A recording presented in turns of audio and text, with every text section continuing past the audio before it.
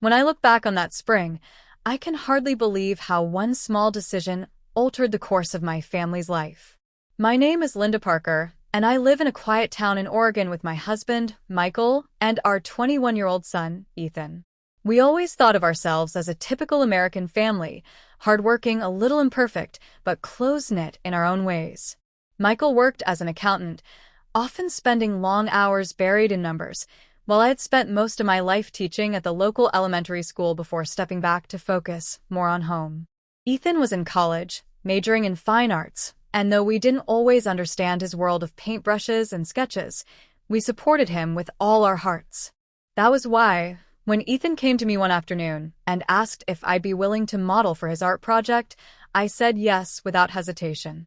He explained that it wasn't anything unusual. His professor had assigned a study of human expression and form, and while many students hired models or asked friends, he thought it would be meaningful to capture someone he knew so well. I laughed, teasing him about all the glamorous choices he must have had, but deep down, I felt touched that he wanted me to be part of his work. I didn't know then what that yes would bring into our lives. At first, it was innocent enough. Ethan set up his small studio in the garage, with canvases leaning against the walls, jars of brushes on an old wooden table, and the faint smell of paint lingering in the air. He asked me to sit on a chair by the window, where the light streamed in just right. I wore my usual clothes, nothing dramatic, just a sweater and jeans, my hair tied back the way I often wore it at home. He studied my face with a seriousness that surprised me, sketching with swift, focused movements. As the days went by, our sessions became a routine. Every afternoon after his classes, he'd set up his easel, and I'd sit for an hour while he painted.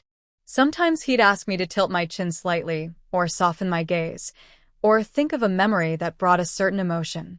It was strange at first being observed so closely, but there was also something peaceful about it.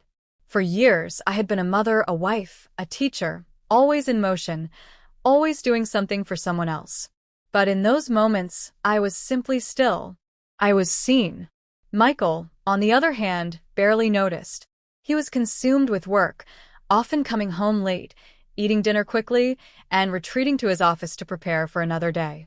I tried to tell him about Ethan's project, about how meaningful it felt to be part of it, but he would nod absently and change the subject to taxes or deadlines.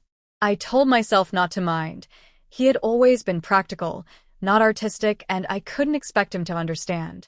Still, a quiet ache grew in me, one I tried to ignore. As Ethan's painting progressed, I began to notice small shifts in myself. I started caring more about how I looked when I sat in that chair. I would brush my hair more carefully, apply a little lipstick, even choose a nicer blouse. I told myself it was for the art, that I wanted to give Ethan something beautiful to capture. But beneath that excuse was a deeper truth I didn't want to face. For the first time in years, I felt like someone was really paying attention to me, not as a mother who cooked and cleaned, not as a wife who kept the household running, but as a woman with thoughts and feelings worth noticing. And then came the moment that changed everything. One afternoon, after weeks of painting, Ethan turned his canvas toward me so I could see the result. I expected a simple portrait, maybe a likeness of my face. What I saw instead took my breath away. He hadn't painted me as the tired woman I felt I had become. He painted me radiant, almost glowing, with eyes full of life and strength. The woman on the canvas looked younger, braver, more beautiful than I had allowed myself to believe I could be. Tears filled my eyes. "Ethan," I whispered, "is that really how you see me?" He looked at me with a seriousness that made my chest tighten. "Mom, that's who you are. You just don't see it anymore."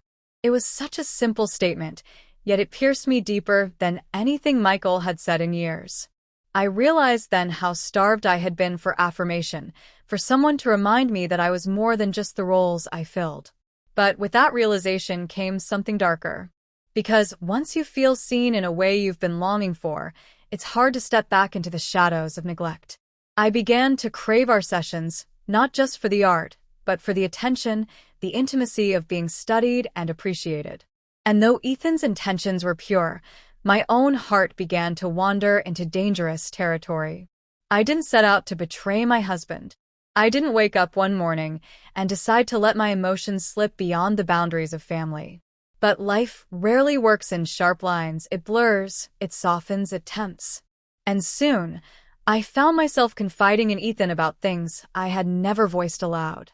My loneliness, my fears of getting older, my frustration with Michael's distance. Ethan listened with compassion, never judgment, and that alone felt like a lifeline.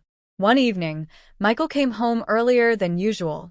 He walked into the garage just as Ethan was finishing a sketch, and he froze when he saw us. Not because we were doing anything inappropriate, we weren't, but because of the intensity in the air.